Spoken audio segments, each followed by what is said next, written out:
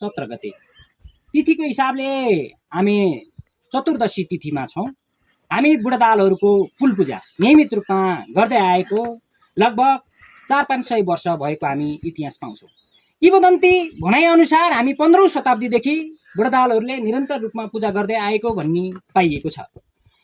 यद्यपि अभिलेख नभए तापनि हामीले रामेछाप जिल्ला यो रामेछाप नगरपालिका वडा नम्बर 1 मा बसोबास गर्ने हामी बुढादालहरू 156 वर्षको इतिहास हामीसँग अभिलेखित भइसकेको छ।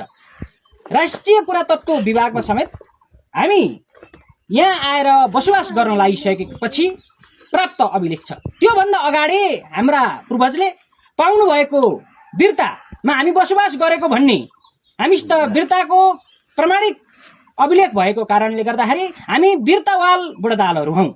वीरतावाल बुढादालहरूले यहाँ बसोबास गर्न सुरुवात गरिसकेपछि कुल पूजा नियमित यहीँ गर्न सुरुवात गरियो।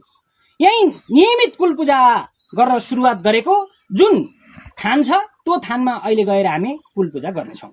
खास गरेर नेपाल मात्रै नभएर नेपाल बाहिर रहनुभएका बुढादाल दाजुभाइहरू सबैजना यस कुल पूजामा आउन लालायित हुनुहुन्छ। तर यद्यपि समय परिस्थिति र सबै कुराले साथ नदिएको कारणले आज हामी लगभग 10-15 जिल्लामा रहनुभएका दाजुभाइहरू चाहिँ यस कुल पूजामा उपस्थित हुनुहुन्छ।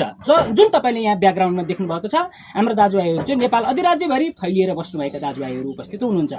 खास गरेर हामीले मान्दै आएको कुल देवता चाहिँ पूजा गर्ने हामीले तिथि भन्नाले वैशाखे पूर्णिमा जुन चण्डी पूर्णिमा चाहिँ आधिकारिक कुलको तिथि हो।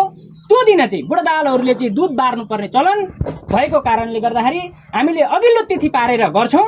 यदि जोर वर्ष पर्यो भनेदेखि हामी पछिल्लो तिथि पारेर हामी देवाली गर्ने गर्छौँ, कुल पूजा गर्ने गर्दछौँ। त्यही सन्दर्भमा आज हामी दाजुभाइहरू उपस्थित भएका छौँ। अब हामी यो प्रारम्भिक चरणमा हामी छौँ।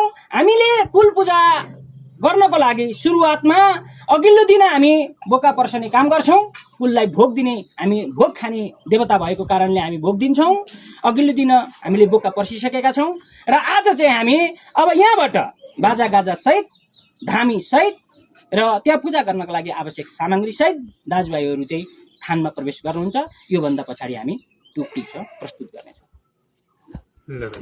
17 गते तिथिको हिसाबले हामी चतुर्दशी तिथिमा छौँ।